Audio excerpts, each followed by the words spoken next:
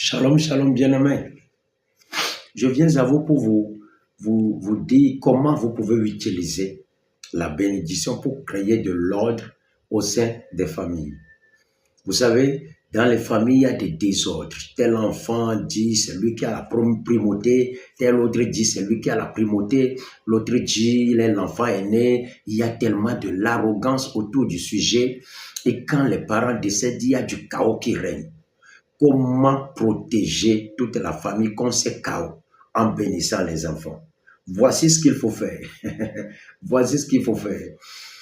Vous savez, je puise toujours, pour le moment, en Genèse 27. Genèse 27. À partir du verset 27 à 90. Allez, lire là-bas. C'est Isaac qui bénit Jacob. Et lorsqu'il veut bénir Jacob, il a dit que les enfants de ton père te servent. Sois le chef des enfants de ton père. Vous, comment vous allez procéder? Avant de bénir ce jeune homme, et de dire vous avez la volonté de faire ce que vous voyez que c'est bon, hein? Parce qu'il y a des enfants aînés.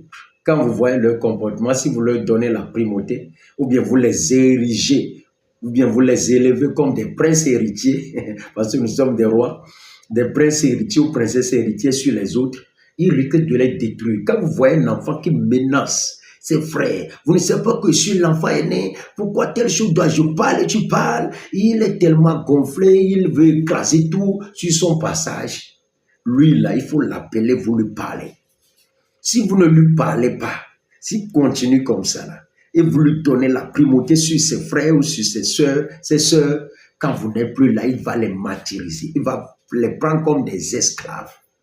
Pour corriger cela, vous appelez tous les autres enfants, vous les mettez autour de vous comme des rois, des reines, des princes et des princesses. Et celui que vous voulez élever, vous le mettez à genoux devant vous et vous lui imposez la main que voici.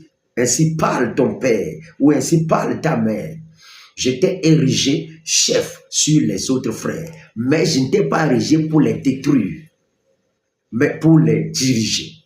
Vous qui êtes assis là, vous devez vous soumettre à lui, vous lui obéissez. Sa parole prévaut sur vos paroles, mais pas sur ma parole ni sur la parole de sa mère.